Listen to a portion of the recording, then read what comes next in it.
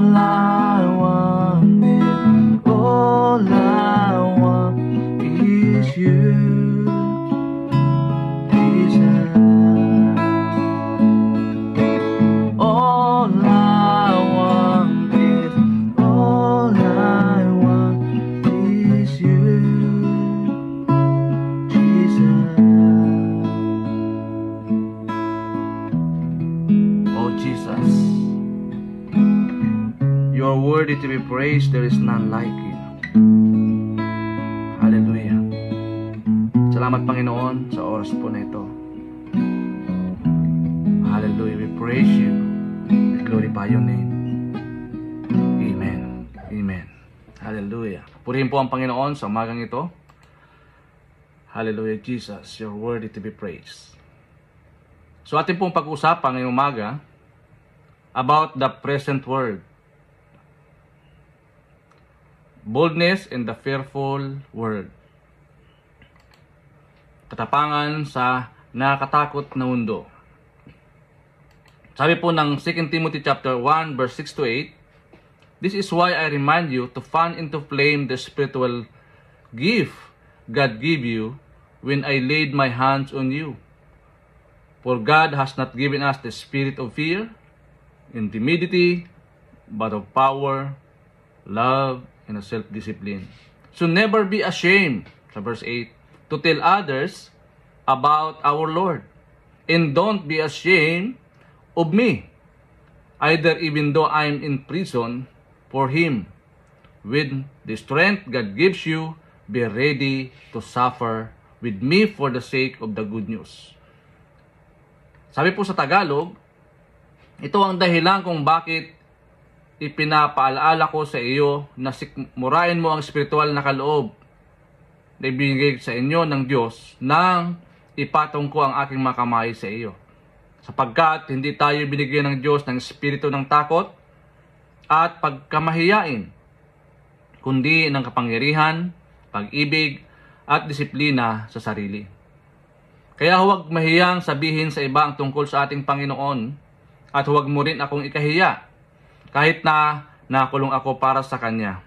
Sa lakas na ibinigay niya sa iyo ng Diyos, humanda kayo magdusa, kasama ko alang-alang sa mabuting balita.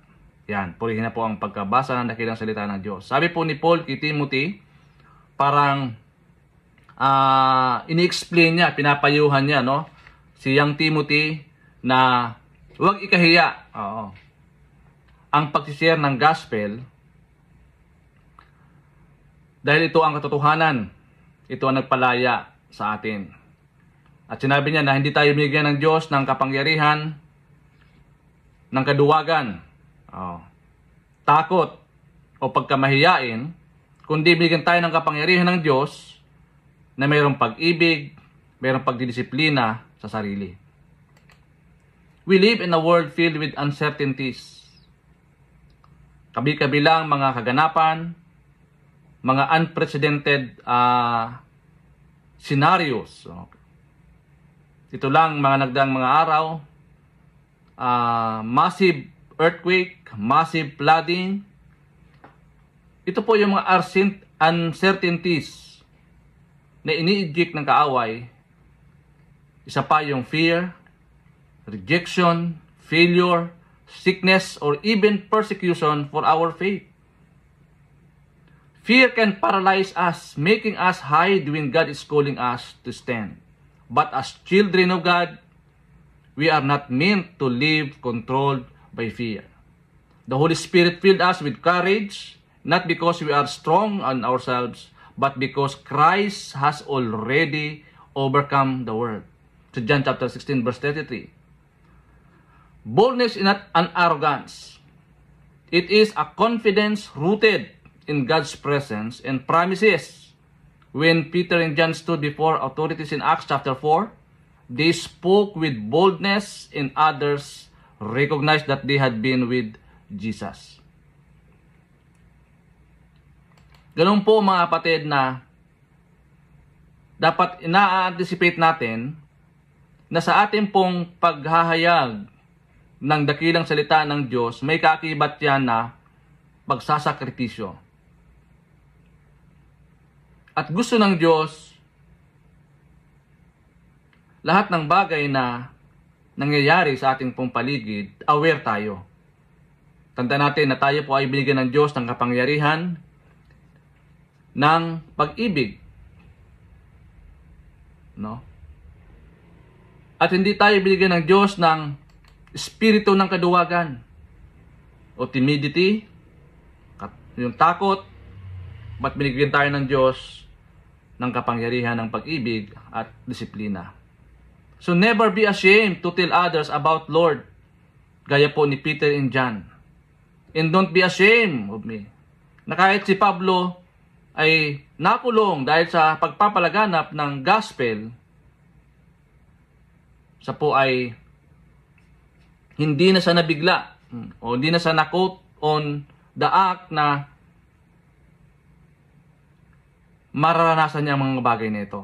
Kakibat po natin ang mga panganib sa pagsunod sa Panginoon. Our boldness today must come from the same place. Not from our own ability, but from intimacy with Christ. Fear says, what if I fail? Boldness says, God is with me. Magkabaliktad, no, mga kapatid? Fear says, what will people think? Ang takot, nagsasabi na, ano ang sasabihin ng tao? But boldness says, I live to please God. Ako'y nabubuhay para bigyan ng kaluguran ang Panginoon. Boldness is not the absence of fear, but the decision to trust God more than our fears.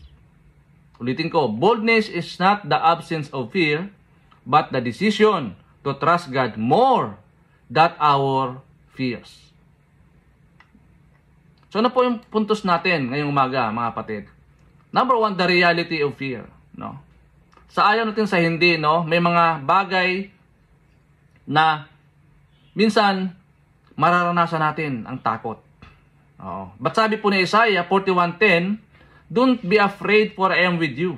Do not be discouraged, for I am your God. I will strengthen you and help you. I will hold you up with my righteous right hand. Fear is a natural human response. After kasi na nagkasalang tao, no, before the fall of man, o after the fall of man, yan po yung resulta. It hinders our faith, no? Kapag ang tao ay punong-puno ng takot, it hinders our faith. Main example in the Bible face fear. Sino po yung mga ito? Si Moses, feared speaking. Gideon feared his enemies. Peter feared persecution. Yet God reminded them in us that His presence is greater than our fear. Ito po yung katotohanan ng takot, kapatid. Kaya sabi po ng Biblia, when worry ends or when fear ends, faith begins. So number two, boldness comes from the Holy Spirit. Kaya after the Pentecost, during the Pentecost, no, yung mga disipulo, after sila po ay nanalangin doon sa Book of Acts 4:31. After this prayer, the meeting place shook and they were all filled with the Holy Spirit. Then they preached the word of God with boldness. Na-filled sila ng Santong Espiritu. True boldness is not about personality or natural bravery. It is spiritual gift. We cannot manufacture courage. It comes from being filled with the Spirit. Kaya nga yung mga disciple, nung bumaba po yung Santong Espiritu, sila po ay napuspos.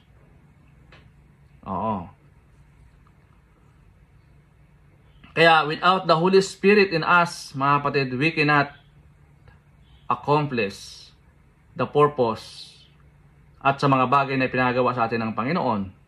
And number three, boldness stands on God's promises. Sabi ni Paul sa mga taga-Philippi, for I can do everything through Christ who gives me strength. Diba? Boldness grows when we remember who God is and what He has promised. In power He strengthens us. He gives us love that drives out fear. Also, sound mind. He gives us peace, clarity, in chaos. Siya yung nagpapaalaala sa atin. Siya yung nagbibigay sa atin ng kapanatagan. Oo. Na si Lord, mayroon siyang pangako. Saka sabi ni Paul, "For I can do all things through Christ who gives me strength." So, paano natin i-apply, mga kapatid? Number 1, pray daily for the Holy Spirit to replace fear with courage. Yan. Kailangan, lagi tayong manalangin. We ask the Holy Spirit to replace our fear to courage, to faith.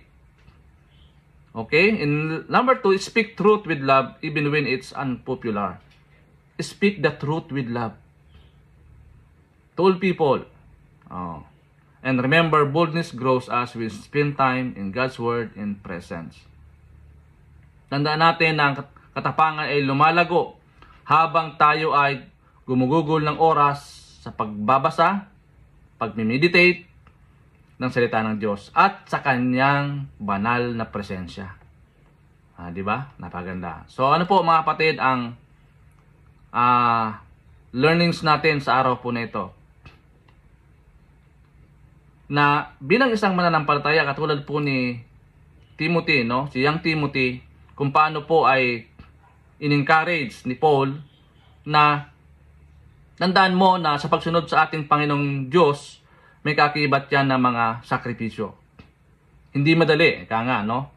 Pero sabi po, sa ating pong binasang text na hindi tayo binigyan ng Diyos ng espiritu ng takot o pagkamahiyain o takot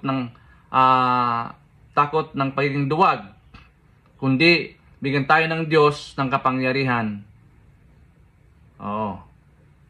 Espiritu ng kapangyarihan, ng pag-ibig at pagdidisiplina sa sarili. Minsan kasi kailangan ng pagdidisiplina sa sarili, no? Naunahan kasi tayo ng takot eh. Sabihin, mga kapatid, kulang tayo sa meditation.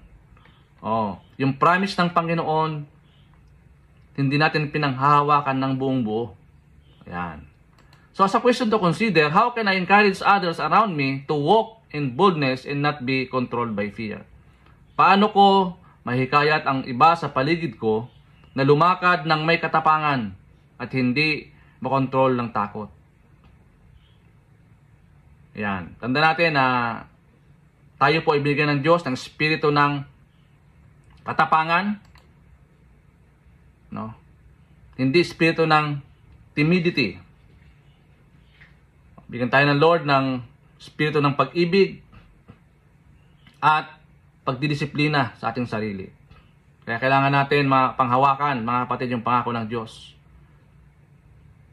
It is a reminder sa bawat isa sa atin na gaya po ng sinabi ni Paul kay Timothy, "This is why I remind you to fan into flames into the spiritual gift God gave you when I laid my hands on you." So, yun po, maraming salamat, mga kapatid. Dalangin ko sa araw na ito ay nabigyan tayo ng encouragement about pagiging matapang at hindi natatakot sa pagsishare ng gospel sa lahat ng tao sa buong mundo. May mga pagdadaanan tayong mga peligro, no? Tatandaan natin, kasama natin ang Panginoon, kailanman hindi tayo pababayaan. He is always with us. He never leave us. He never forsake us. Father God, salamat po today, Lord. Salamat po, Lord, for not giving me the spirit of timidity, but of power, but of love, and a sound mind, to live holy boldness in a world filled with fear. Fill me with courage to stand for you, speak the truth in love and trust that you are always with me. In Jesus' name. Amen. Salamat po, Panginoon, sa araw na ito. We praise you. We glorify your name. Amen and amen. God bless.